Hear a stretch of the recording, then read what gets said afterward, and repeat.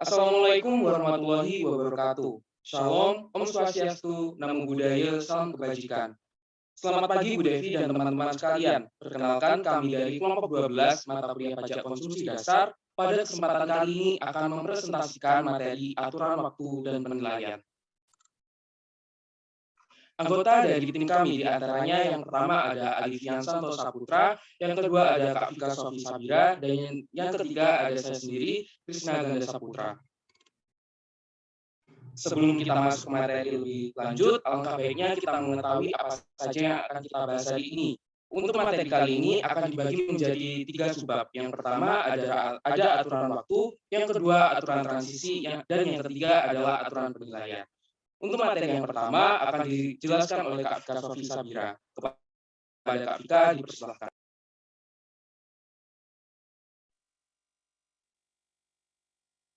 Baik, terima kasih atas waktunya. Saya akan menjelaskan tentang metode akrual, faktur, dan tunai.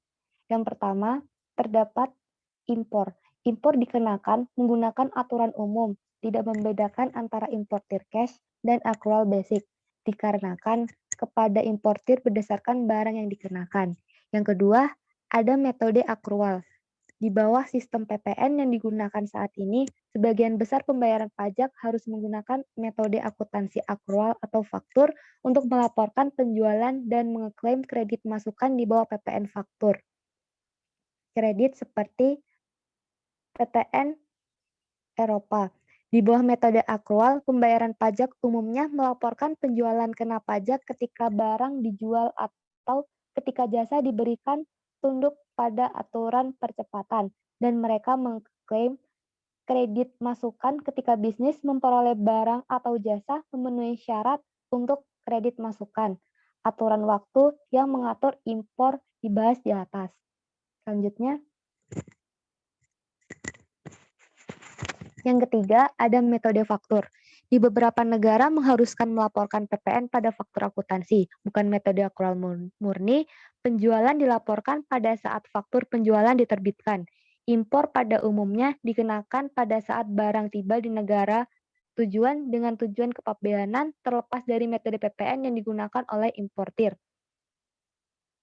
Ketika impor jasa dilaporkan berdasarkan aturan kepabeanan terbalik, impor dapat dilakukan dan kredit yang saling hapus diklaim oleh penerima dalam periode pajak orang tersebut di mana jasa tersebut diimpor. Di Afrika Selatan, impor jasa kena pajak dilaporkan oleh orang yang dikenakan pajak dalam pengembalian terpisah yang umumnya jatuh tempo dalam waktu 30 hari setelah impor. Yang keempat, ada metode tunai. Pada PKP pada umumnya lebih suka menggunakan titik pajak dan kewajiban pembayaran atau atas penjualan selama mungkin untuk berinvestasi dan memperoleh bunga atas PPN yang dipungut dari pelanggan karena sebagian besar karena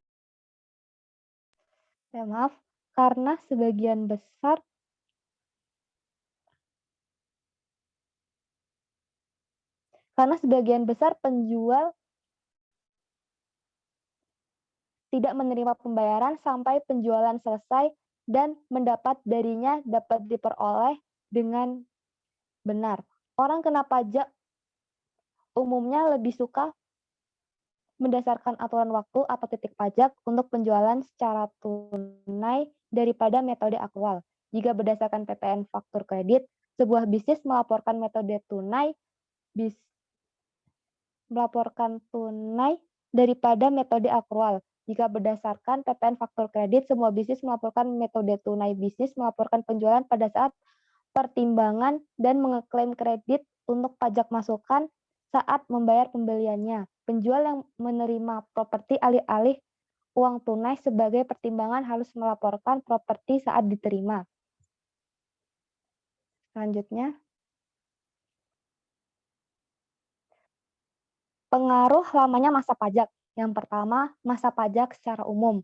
Untuk orang yang baru terdaftar, masa pajak dimulai tanggal yang ditentukan oleh undang-undang atau umumnya ketika pendaftaran menjadi efektif atau tanggal ditentukan oleh otoritas pajak. Suatu masa pajak umumnya berakhir pada hari terakhir suatu periode pelaporan. Jika masa pelaporan seseorang adalah bulan kalender, masa pajak berakhir pada hari terakhir setiap bulan kalender. Yang kedua, variasi jangka waktu. Panjang suatu masa pajak sangat bervariasi di seluruh dunia, tidak hanya antar negara tetapi juga dalam suatu negara. Lama periode pajak reguler harus ditentukan dengan menyimbangkan biaya pemrosesan dan pemeriksaan pengembalian pajak. Keinginannya untuk menerima pendapatan pajak sesegera mungkin, biaya pelaporan pengembalian pajak, dan keinginan mereka untuk menghindari uang tunai yang merugikan. Mengalir periode pajak yang lebih lama mengurangi administrasi pajak dan biaya kepatuhan untuk usaha kecil. Sebagian besar negara memiliki periode pajak standar 1, 2, atau 3 bulan. Periode yang lebih pendek cenderung digunakan di negara berkembang. Selanjutnya, yang ketiga, waktu dan mengajukan SPT dan membayar pajak.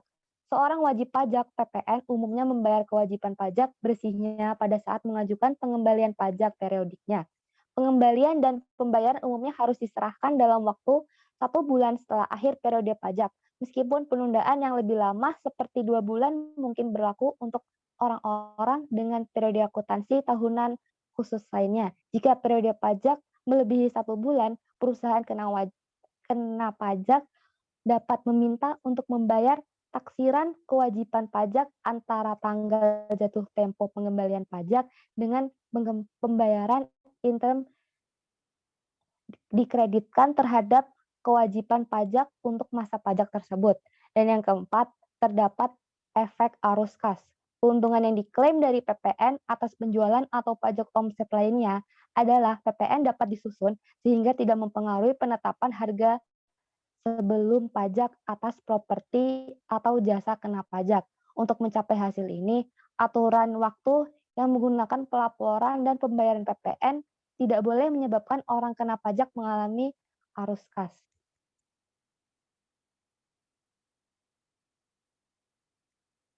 Aturan khusus untuk penjualan tertentu. Yang pertama, penjualan angsuran atau pembayaran ditangguhkan. Penjualan angsuran atau pembayaran ditangguhkan terdiri dari 2 transaksi, penjualan tunai dan pinjaman.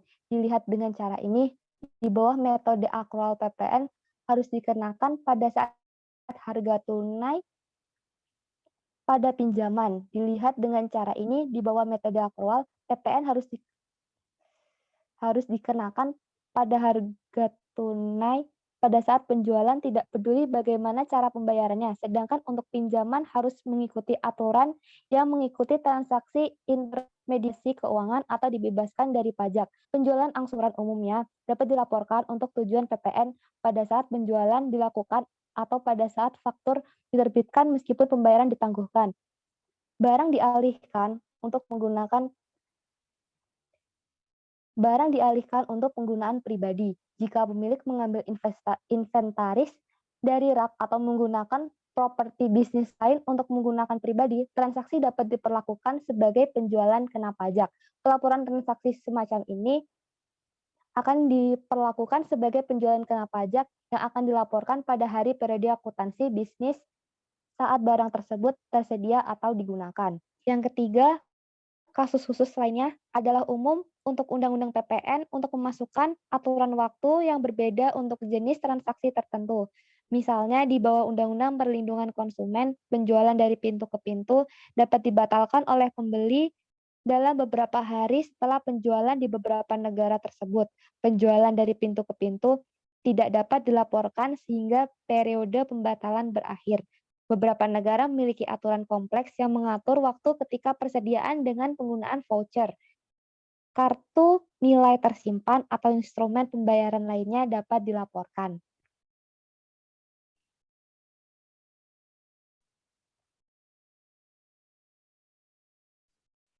Oke, selanjutnya ada aturan transisi. Next. Yang pertama ada pendahuluan.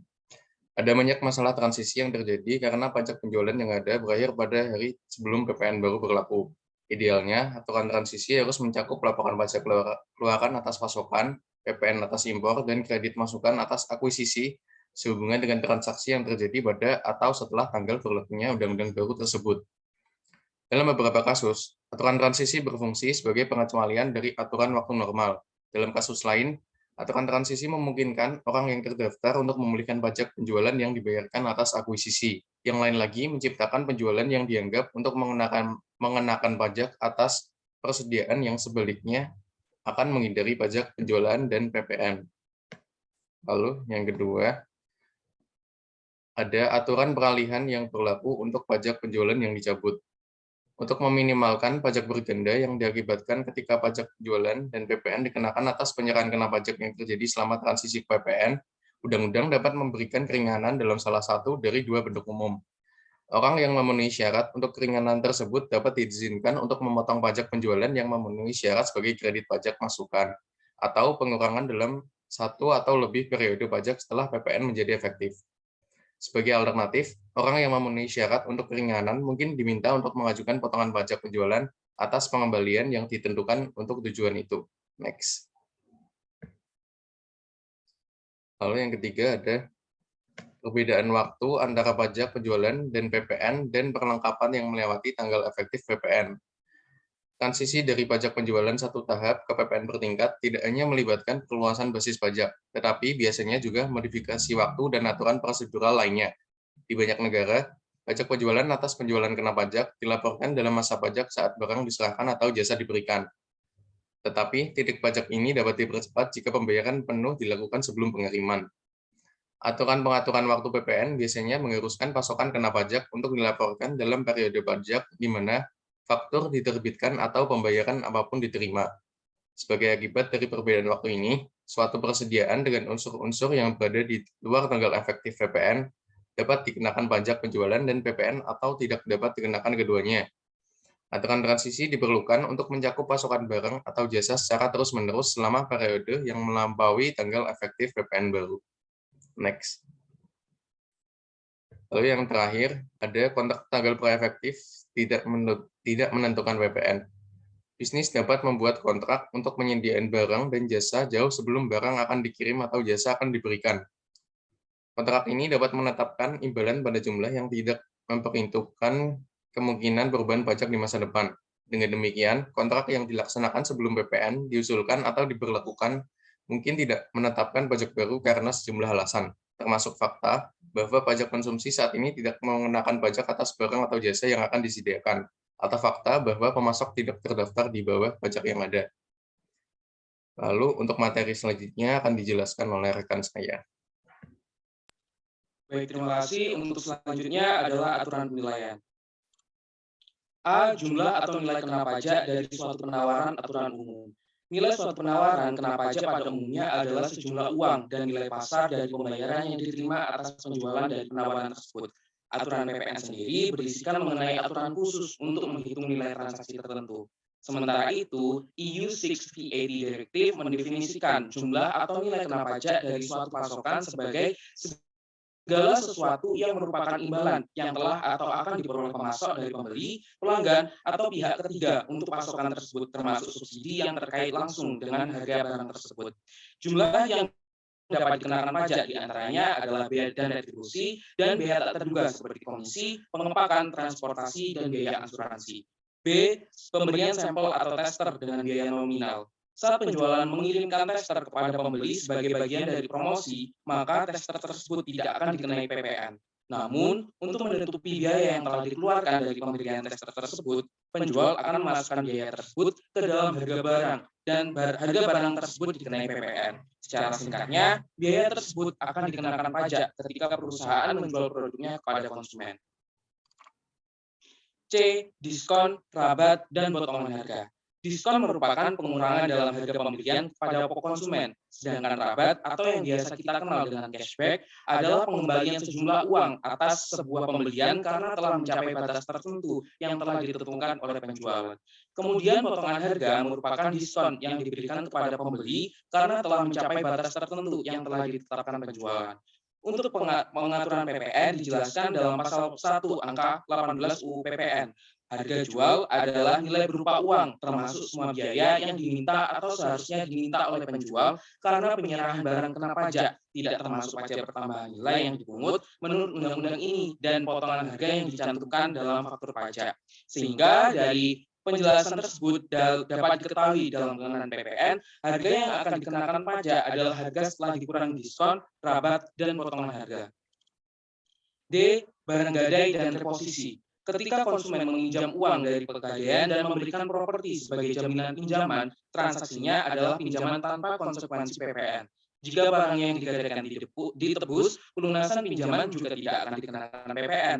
Sebaliknya, jika dalam jangka waktu yang telah ditentukan, barang tersebut tidak ditebus atau bunganya tidak dibayar, pegadaian pada umumnya memperoleh kepemilikan yang sah dan hak untuk menjual barang yang digadaikan. Ketika pegadaian memperoleh hak untuk menjual jaminan, misalnya properti, harus diperlakukan sebagai membeli barang yang digadaikan. Ketika pegadaian menjual, barang tersebut dikenakan PPN atas harga barang yang dikenakan. E. Penyesuaian pasca penjualan. Penjual dapat melakukan pengembalian uang, rabat, atau penyesuaian harga setelah pajak keluaran atas penjualan dilaporkan. Penyesuaian pasca penjualan ini harus mengurangi pajak penjualan karena dan penjual masukan kredit. Kredit untuk PPN yang dianggap dapat didistribusikan pada penyesuaian pasca penjualan ini, tetapi hanya jika penjual menerbitkan bukti penyesuaian atau faktur kredit. Oleh karena itu, produsen harus memberikan potongan PPN kepada pelanggan dan harus mengurangi kewajiban PPN-nya. F. Transaksi pihak berelasi. Jika seseorang kena pajak mengalihkan properti atau jasa kepada pembeli yang tidak mempunyai relasi, maka umumnya pajak dikenakan pada harga yang dibebankan. Sementara itu, jika perusahaan menjual barang atau jasa kepada karyawan dengan harga yang lebih miring atau bahkan gratis, maka akan mengurangi pajak yang harus dibayarkan oleh perusahaan dalam sistem kredit pajak. G. Skema margin. Ada sejumlah transaksi yang tidak cocok dengan metode faktur kredit untuk menghitung jumlah kena pajak dari suatu persediaan. Masalah muncul paling sering di mana nilai layanan pemasok diwakili oleh margin antara pertimbangan yang diterima dan pembayaran yang dilakukan. Pelakukan PPN menjadi rumit ketika sebagian atau seluruh pembayaran untuk input bisnis dilakukan kepada orang-orang yang tidak terdaftar. Salah satu contohnya adalah penjualan barang bekas, karya seni, barang kolektor, dan barang antik. Barang-barang tersebut menimbulkan masalah serupa yang berkaitan dengan penghitungan jumlah kena pajak dari suatu persediaan. Banyak negara telah mengadopsi skema margin untuk memperhitungkan penjualan barang-barang ini. Tanpa skema khusus, seluruh harga dikenakan untuk barang-barang yang dimiliki sebelumnya akan dikenakan pajak. H. Penjualan ke penjual door-to-door. Beberapa bisnis menjual produk mereka melalui kontraktor independen yang menjual kembali ke konsumen akhir dari pintu ke pintu dan tidak melalui tempat usaha biasa. Untuk tujuan PPN, penjual dari pintu ke pintu dapat dianggap sebagai pengecer. Alasan perbedaan ini penting adalah bahwa jika Undang-Undang PPN memberikan pengecualian de minimis untuk pedagang kecil, banyak dari penjual dari pintu ke pintu ini adalah masuk ke dalam pengecualian. Pembentukan jaringan kontraktor independen alih-alih karyawan dapat memungkinkan distributor untuk menjual produknya ke konsumen akhir tanpa PPN atas nilai tambah oleh penjual dari pintu ke pintu, sehingga memperoleh keunggulan dibandingkan para pesaingnya yang memasarkan produk melalui toko milik perusahaan. Potensi penyalahgunaan di bidang ini dapat diminimalkan atau dihilangkan jika ambang batas pengecualian usaha kecil ditetapkan pada tingkat yang rendah, sehingga para penjual ini atau baik menjual dari pintu ke pintu atau di pesta ruang tamu terjerat dalam jaring PPN. Alternatif yang lain yang digunakan di beberapa negara adalah dengan meminta produsen atau distributor yang menjual kepada penjual dari pintu ke pintu untuk melaporkan sebagian jumlah kena pajak dari penjualan harga eceran barang yang dijual. I. Transaksi pasokan sendiri. Ketika aset atau layanan bisnis dialihkan untuk penggunaan pribadi, bisnis umumnya harus melaporkan pengalihan tersebut sebagai pasokan kena pajak. Jumlah kena pajak dari pengalihan aset bisnis atau layanan untuk pengguna pribadi ini umumnya adalah harga pembelian barang atau jasa, bukan nilai pasar wajar aset tersebut atau layanan. J. Jumlah kena pajak. 1. Aturan umum. Pengenaan PPN atas barang impor umumnya dikenakan bersama biaya masuknya. Langkah pertama ialah mengalihkan harga barang dengan biaya masuknya. Hasil dari perkalian tersebut kemudian ditambahkan ke harga barang lalu dikenakan tarif PPN. 2. Impor yang ditempatkan di tempat penimbunan berikat. Impor umumnya dikenakan pajak ketika mereka masuk ke negara pengimpor. Apabila barang impor ditempatkan di tempat penimbunan berikat di negara pengimpor, pada umumnya barang impor tersebut tidak diperlakukan sebagai barang impor sampai barang tersebut dikeluarkan dari tempat penimbunan berikat untuk keperluan rumah tangga atau konsumsi. Nilai impor harus didasarkan pada nilai pada saat dikeluarkan dari gudang yang dapat berupa harga yang dibayarkan atau jumlah lainnya. 3. Impor barang yang sebelumnya diekspor. Jika suatu usaha mengirimkan barang kepada usaha lain untuk diperbaiki, pekerjaan pinjaman, perkakitan, pembuatan, atau perubahan lainnya dan tidak mengalihkan kepemilikan barang, maka akibat BPN harus sama, baik pekerjaan itu dilakukan di dalam maupun di luar negeri. Biasanya, barang dikirim ke luar negeri oleh suatu bisnis nilai transfernya 0. Jika barang yang sama diimpor kembali, PPN umumnya dikenakan atas impor berdasarkan nilai pabean. Importir dapat membayar pajak impor pabean pada titik impor dan mengklaim kredit input dalam pengembalian pertama yang diajukan setelah impor. 4. Impor dari orang yang tidak terdaftar. Ketika barang impor dibeli dari pemasok asing yang terdaftar PPN, penjualan ekspor pemasok asing umumnya adalah 0 atau bebas PPN dan importir dikenakan PPN atas impor. Jika barang impor dibeli dari orang asing yang tidak terdaftar di negara dengan PPN, pemasok kemungkinan akan dikenakan PPN saat membeli barang. Ekspor oleh orang yang tidak terdaftar ini tidak diberi nilai 0 dan oleh karena itu harga kepada importir dapat mencakup beberapa PPN yang disematkan. Jika negara pengimpor menggunakan pajak atas nilai penuh atau harga yang dibebankan untuk barang tersebut akan menanggung jumlah yang berlebihan yang dibebankan untuk perbaikan barang yang diimpor. Sekian presentasi dari kami. Apabila ada kurang dan lebihnya, kami mohon maaf sebesar-besarnya. Semoga apa yang kita dapat dari presentasi kali ini dapat bermanfaat bagi kita semua. Terima kasih. Wassalamualaikum warahmatullahi wabarakatuh.